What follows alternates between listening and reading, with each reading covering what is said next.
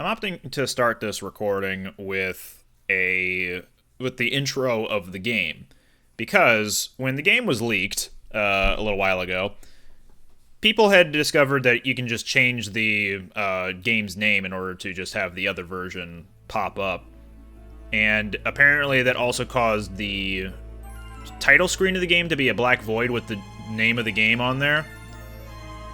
As if to say, yeah, whenever you start up the game, it will always be like this no matter which version you're playing. Turns out there's an intro and a title screen that is very...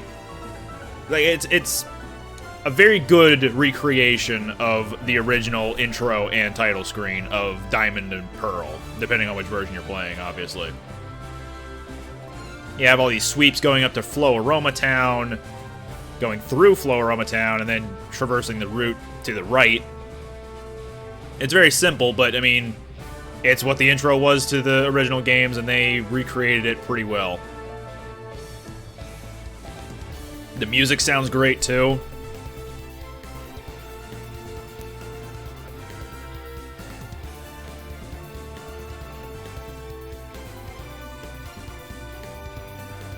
I assume that Chimchar is hanging out in Stark Mountain.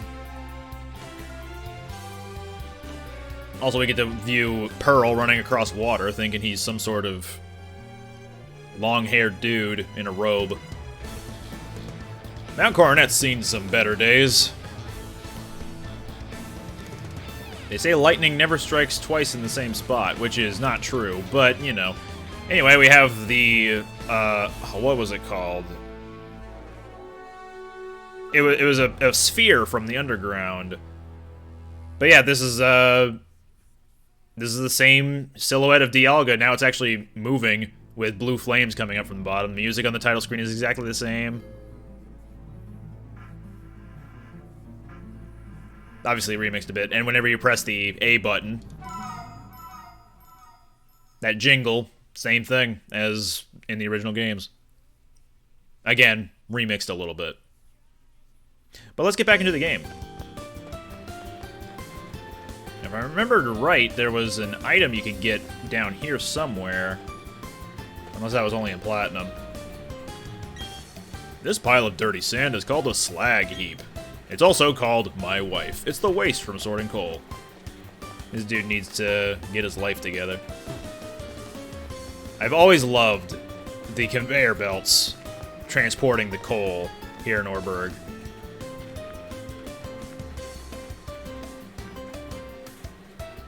Yeah, it's still satisfying to watch, even in a remake game. Gives me a boost somehow. You got boost power! Super potion.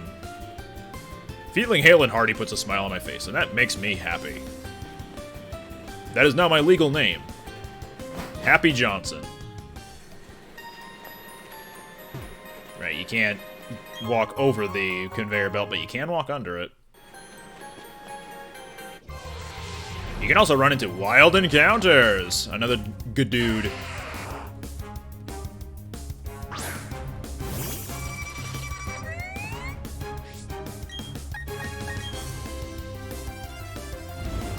Mess him up!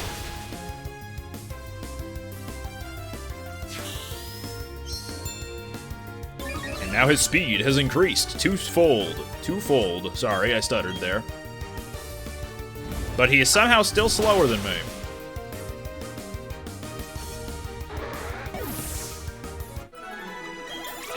Ding.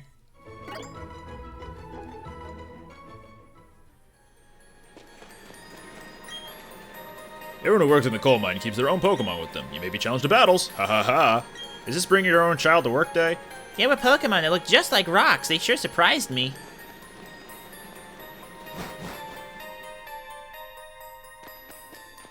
What do we got down here? Ah, are we railroaded into going one way? Which is unlike how it used to be.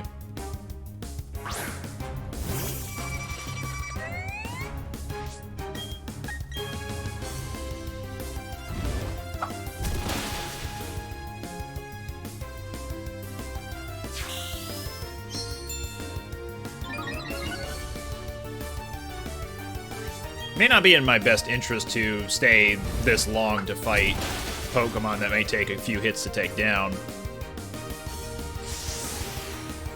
Because they're not offering too much experience points. The argument could be made that I'm just simply trying to improve my Pokemon's defense stat by fighting a bunch of Geodudes over and over. Which is the case, by the way. There's a thing called effort values, if you're not familiar with this. Whenever you defeat a Pokemon, you gain effort values, which, the more you add on to a Pokemon, the more of that particular stat that the effort value is representative of will increase. Effort values in defense are gained from Pokemon like Geodude. So if you defeat Geodude a lot, then you'll get a lot of defense effort values, which means anything that gets experience from the battle with a Geodude will start getting more more defense. I believe, yeah, here we go. If you tap X, you get to see a smaller orange shape underneath the yellowish orange shape. And that smaller one is a visual representation of how many EVs, effort values, in each stat your Pokemon currently has accrued. So right now, it seems like we have a fair bit of special attack, and defense effort values by comparison to, say, special defense, which I believe we've gotten 0 special defense effort values up to this point in the game. Because everybody on the team should have about the same special defense. I just tapped to the side. Yeah, as you can see, that little notch at special defense on every one of these guys is going to be at the bottom. It'll become a lot more apparent the later in the game you get.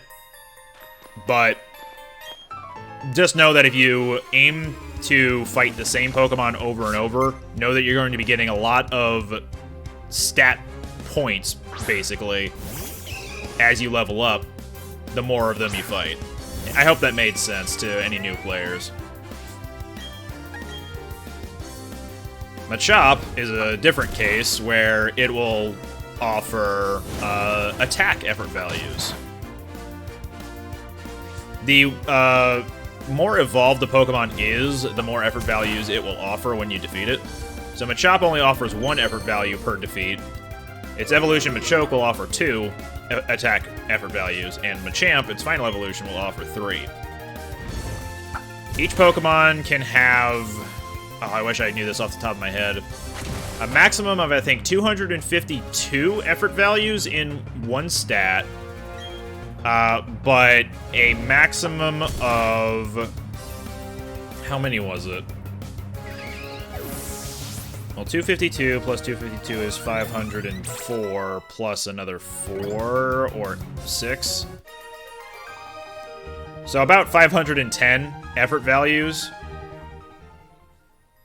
That statistic is maybe totally wrong, by the way.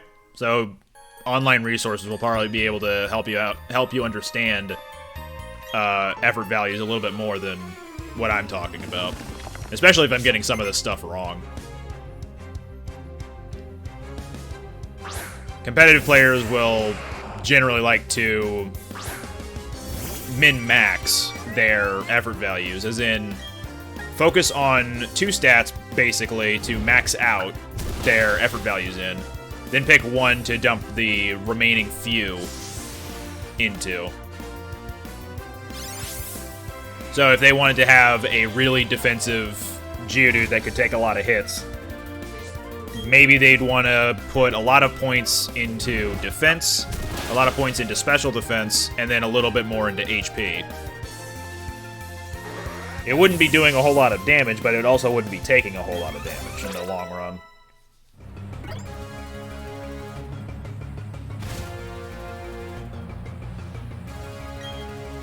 He's about to send out Onyx, in which case, let's try sending in our little monkey. Because we get to try out another fighting move, now that we've learned it by level up, which was not a thing back in the original. Chimchar could not learn a fighting move by leveling up. Power-Up Punch is a very fun move in that every time it hits, you increase your attack stat, that which Power-Up Punch uses.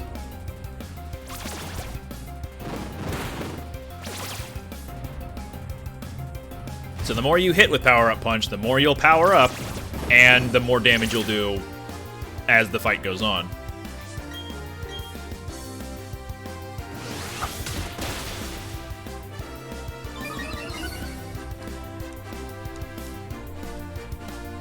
Aha! Fortunately, this bind on top of Sandstorm is making it so that I take a lot of damage over time. We don't have anything really solid to take out rock and ground types right now. If we had a water type or a grass type, that would be excellent, but we do not. Spark wants to learn Bite. Let's take away Leer.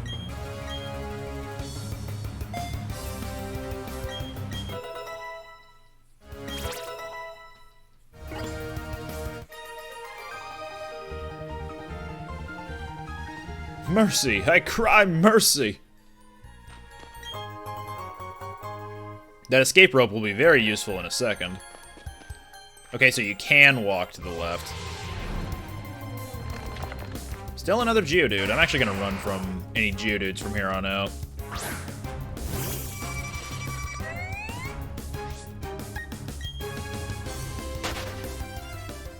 There was a level 10 Geodude. I probably could have gotten a fair bit of experience from that. It's a rock. Okay, stand back and watch this. Using the hidden move Rock Smash, get rid of the boulder blocking the way. Fallen boulders need to be smashed so they're out of the way. If you could get the badge from the gym in this town, you'd be able to do this too. Of course, you'd have to beat the gym leader first. That'd be me. Bye. So, now we've met Rourke. We could escape rope to get out of here right now, which is advised. I just wanted to make sure that I wasn't missing anything over here. I don't think I am. Yeah, I am not. Whoop, and okay. I'm gonna keep running around, but on your first time through, try using your escape rope. You'll get out of the dungeon immediately. I want to stick around a little bit longer, just in case there's a Pokemon in here that I haven't seen in the Pokedex. Well, I probably have seen it in the Pokedex already. I just haven't caught one yet. It's not a super rare Pokemon, and in fact, we're going to see it a lot in the future.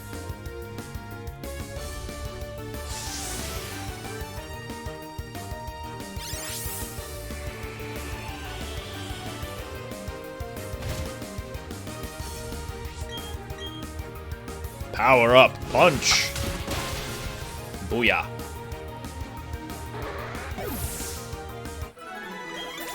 Ding.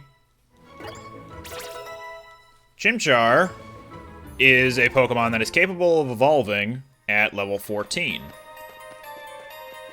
By comparison to the other two starters of this region, it evolves the earliest. Normally, a starter Pokemon would evolve around level 16.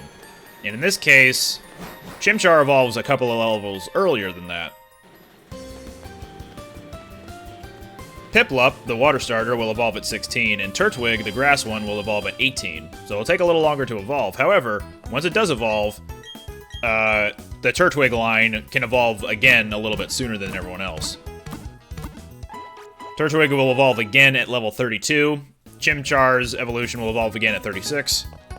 And Piplup's evolution will evolve again at 36, I'm pretty sure. Alright, let's head into the gym.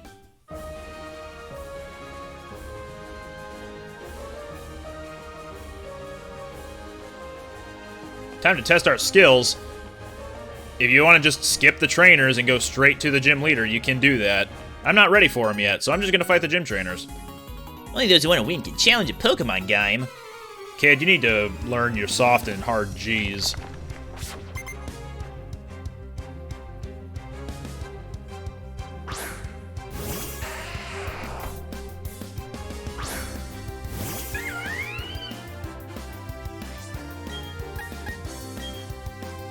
I probably should have taunted, actually. Because if this Geodude is going to start using Sandstorm, then if I taunted him, he wouldn't be able to do that. Okay, he did not want to use it, which is nice. Let's get another power-up punch in there.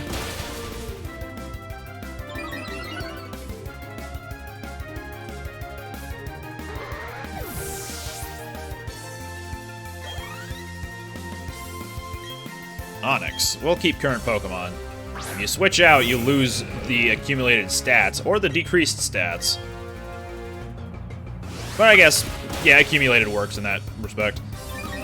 Any stat changes that have been made to you will be lost whenever you switch out your Pokemon. Smackdown, that is our first rock move we're seeing.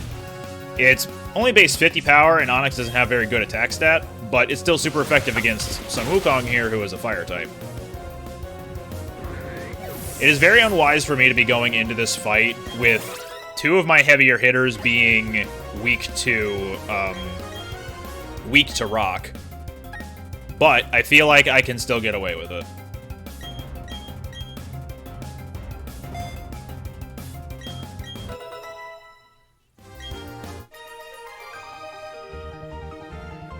This is humiliating. Me. You avoided the long way around. Let's see why you do that.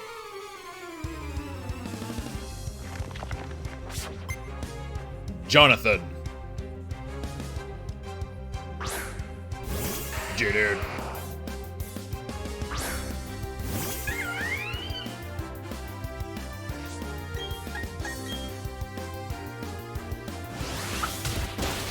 I'm starting to think that Sun Wukong here will not be able to get to level 14 before getting to fight the gym leader. I'm sorry, the Gaim leader. And if that is going to be the case, then I might want to fight a couple of wild Pokemon before doing so. I'll feel a lot safer if I do that.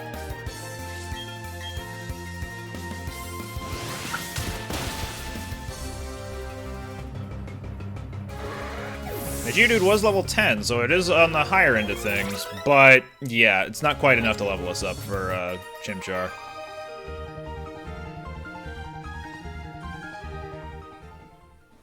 So I'm gonna step outside again. Gonna heal up, and we're gonna go to the north and try to find some Pokemon to fight. I believe there are a couple of Pokemon over there that I do not yet have. So this will be a good time to try to catch them. Also, I guess this is a new recording session, so let's try changing up the border. How about this one? There we go. Let's see how that looks on us.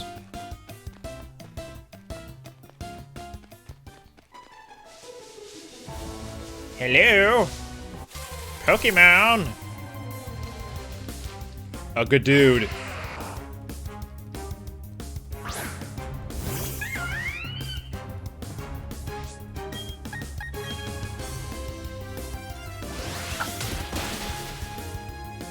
It is worth noting, too, that Geodude and Onyx, being rock types, have a higher defense stat than their special defense stat. So if you can hit them with special attacks, they'll go down in almost no time flat. However, fire types, for me, are not good against rock types. I guess in my case, if you're using a grass type or a water type, then yeah, they will go down in a flash if you use a special grass or water attack. But for me, I don't have any of those, so I can't yet. I can't get them down as fast as possible. Though Geodude and Onyx both have an ability called Sturdy. In Generation 4, Sturdy was not super good, but once Generation 5 rolled around, Sturdy gained a buff. It allowed a Pokemon at full health with Sturdy to take any one hit before going down. It needs two attacks, basically, minimum, to take it out. Put it simply, if a move were to knock it out from full health, then Sturdy would allow it to hang on with 1 HP. We have not found him a Chop in the wild yet, I don't believe. So let's burn him.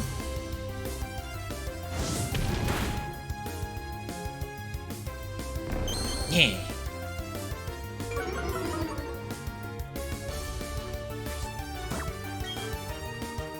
Ball.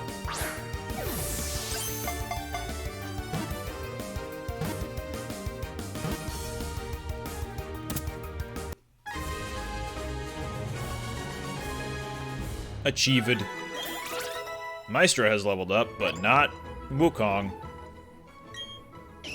It hefts a Graveler repeatedly to strengthen its entire body. It uses every type of martial arts.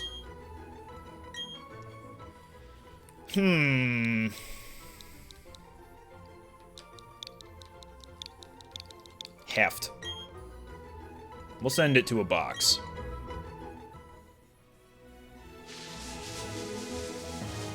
Now, admittedly, Machop could be very useful in the fight against Rourke. But I think I'll be fine after one more fight for Sun Wukong here.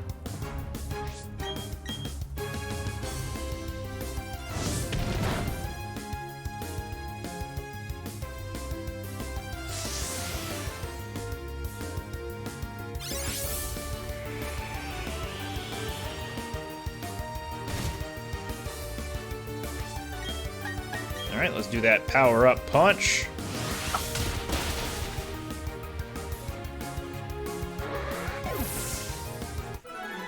And we have dinged. Or dung? We have dung? That doesn't sound good.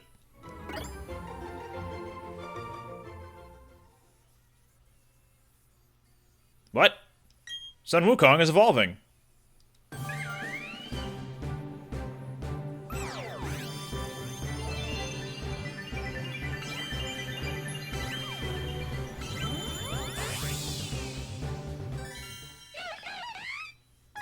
Congratulations, your Sun Wukong has evolved into Monferno. Hey, new standing sprite. That's cool. To intimidate attackers, it expands the fire on its tail to make itself appear bigger. And upon evolving, Monferno would like to learn Mach Punch.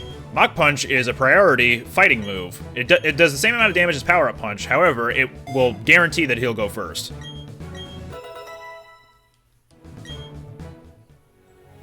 Alright, and with that, Monferno also now has the additional type of fighting. So, any rock moves that will come its way will be not as effective because fighting types resist rock types. It cancels out the weakness of fire. So it's very cool.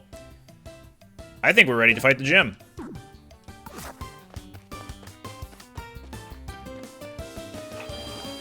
Hello? I've never been in here before. What's your name? Welcome, this is the Oreburgh Pokémon Gym. I'm Rourke, the Gaim leader. I'm but one trainer who decided to walk proudly with rock Pokémon. Let's see, we also got Brock, Roxanne, Grant, Gordy. That's one of them. Was there one in Gen 5? I don't remember. As the gym leader, I need to see your potential as a trainer, and I'll need to see the toughness of the Pokemon that battle with you.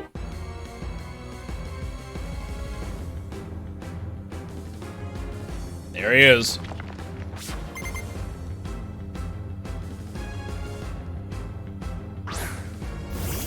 I like that he has to catch his helmet before it falls off. Alright, Wukong, let's get him. I'm actually gonna taunt Geodude right off the bat.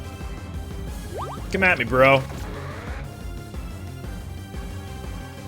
Because Geodude has Stealth Rock available to it. Stealth Rock is a hazard type move. Whenever it is used, it will throw out rocks on the target Pokemon's party, and anytime from that point forward that the Pokemon wants to use, that the target switches out their Pokemon, the incoming Pokemon will take a little bit of damage, and if they're weak to rock-type attacks, they'll take extra damage to those Stealth Rocks.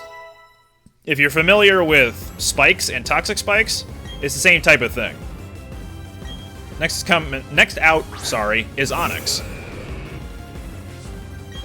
I think we'll be fine to not waste a turn with Taunt, so we'll just keep powering up.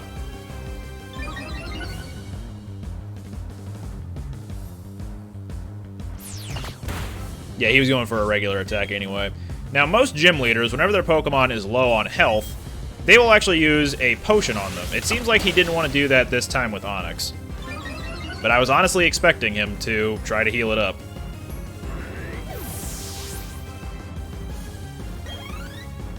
Getting a lot of experience now. Cranidos. If you're not familiar with the Gen 4 Pokemon, or the Pokedex, this one might look a little different to you. He's a little dinosaur. Now, Cranidos is a pure rock type, so he is going to take extra damage to fighting types. He is also not as defensive as Geodude and Onix, so I'm getting the feeling that with a lot of power-ups, yeah, Cranidos goes down in one hit. He's usually a little bit more threatening than that. Take my word for it. But he went down pretty easily because we were able to set up on his other two things. Rockhawk wants to learn Double Team. A very annoying attack to deal with. Let's get rid of Growl.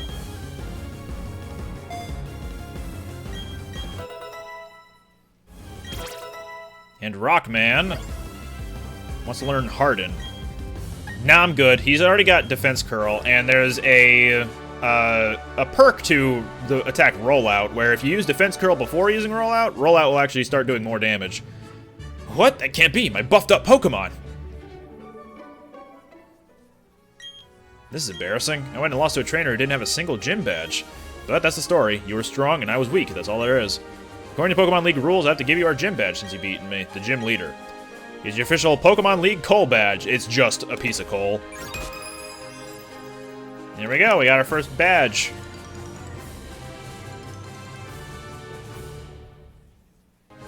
I think coal badge means you can now use the hidden move Rock Smash from your Poketch. You should also take these, too. We got the TM for Stealth Rock. It's a move that inflicts damage on opponents that switch into battle. Yeah. And these are the stickers I use. Here, take some. Stickers are a new thing. Sorry. New thing at this point in the game. They've been in the Gen 4 games before.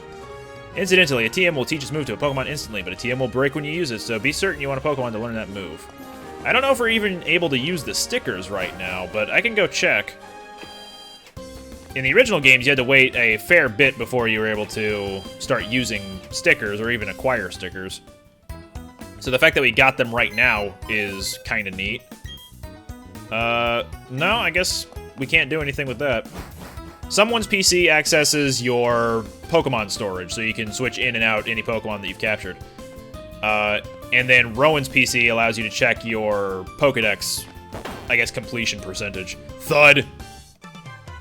Whoops, what a geek. You got the gym badge, huh? Eterna City is the next place with a gym that gives away badges, right? So yeah, I went to Route 207, but you can't go through it without a bike. I made my team battle and toughen them up, so it wasn't a waste. So I'm going back to Jubilife City. Next stop, the Eterna Gym Badge. 10 seconds before I dash. 9. Bah, who's got time to count?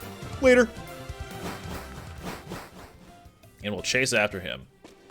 Now, I'm curious about something in regards to the Rock Smash field move. Am I able to use it without accessing the Poketch? Like, can I walk up to a rock and interact with it and have the Poketch do its thing for me? We'll find out in a second. Zubat.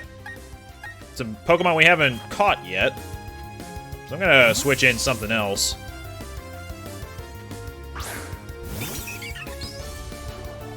Just to weaken it a little bit. If Zubat using Absorb doesn't sit right with you, like you're thinking, wait a minute, he never knew how to do that before.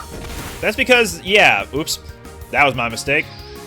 That's because, yeah, Zubat in Generation 7 no longer knew Leech Life, and instead started learning Absorb as its first move. Because Leech Life got... Hey, a Bidoof helped out with Rock Smash, heck yeah. Leech Life got buffed from a measly 15 power or something like that to a whopping 70. Just looking at my watch real quick. Oh, nice. After the first little animation of the Pokemon coming in and helping out, then it just skips that animation and just breaks the rock immediately. That's nice. Instead of trying to weaken this Zubat, what happens if we throw a Pokeball at full health?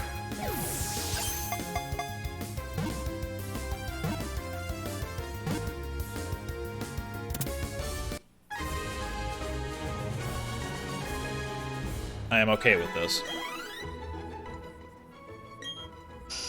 Even though it has no eyes, it can sense obstacles using ultrasonic waves it emits from its mouth. What will Zubat's nickname be? I'll name it after the Golbat that we have in the in the Emerald randomizer on my Twitch streams. We'll send to a box. I was also curious as to why the camera angle for Zubat was a little bit weird, but then it occurred to me, they're trying to mimic what the original pose of Zubat was like in the Gen 4 games. Where is he? There he is. So, in the Gen 4 games, he was angled kind of like this, with his wings up. Because, you know, the sprites weren't animated back then. So I think that's why the camera angles are so inconsistent in the Pokédex, which is actually really cool. Team 70 Flash. This is another field move. Well, I don't know if it will work with your team, actually. In previous games, Flash would allow you to illuminate a dark cave. This is not a dark cave. You can still see where you're going. But any cave that you have trouble seeing a couple feet in front of you, you can use Flash, and it would brighten up the cave for you. Inside of battle, not super useful. It's just an accuracy lowering move.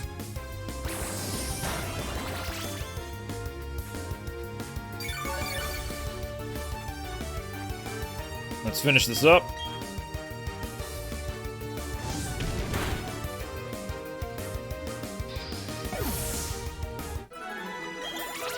Doodle-ding. Maestro wants to learn Absorb. I guess to make up for Leech Life again. I guess we can learn it. It's a grass move, and it's a special move, so Maestro's not going to be doing a ton of damage with that. Not to mention, Absorb is only 20 base power. Hello, sorry, just wanted to get to this. It's a bag of Stardust. That's an item that you can sell for money. It has no other purpose otherwise. You see those slanted rocks on the ground? It feels awesome taking those fast on a bike. Now, unfortunately, while you're on foot, you cannot jump over those slanted rocks, or jump off of those slanted rocks. Also, we're seeing a gender difference here. This is a female Zubat because its fangs are slightly smaller than those of a male Zubat's. It's always fun to try to spot gender differences as you see the Pokemon come up. And I think we're done here. Let's head right back to Jubilife City, and then we can end the episode. I do also want to see if we can find a Psyduck in the route just outside. Because I think Psyduck can spawn there, and we haven't caught one yet.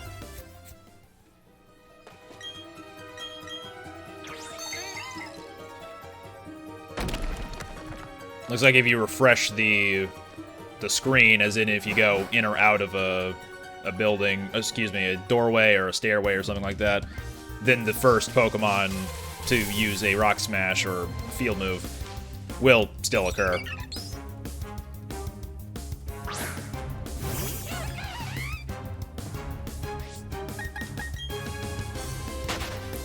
Let me actually check the Pokédex so I don't sit around here for too long with nothing happening.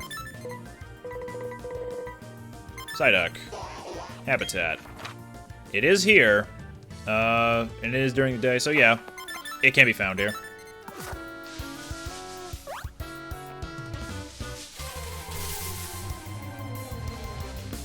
Doof.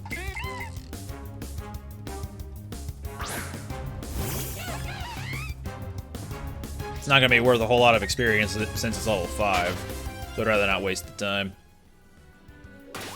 I will switch in Maestra, however, because we haven't seen her in battle much.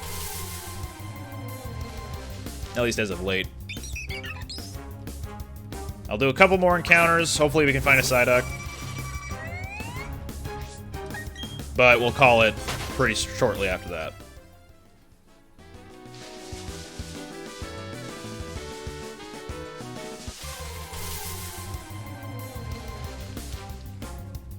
Another bird.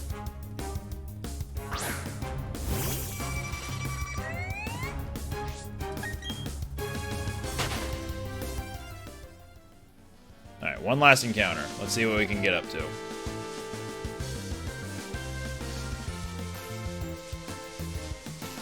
No Pokemon wants to hang out in this crescent moon of grass.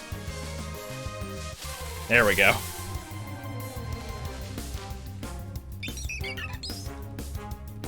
Alright, no luck. Let's head out of here. Next episode, we'll try to catch a Psyduck, because we'll be heading up to a route that will have them as a possible spawn as well.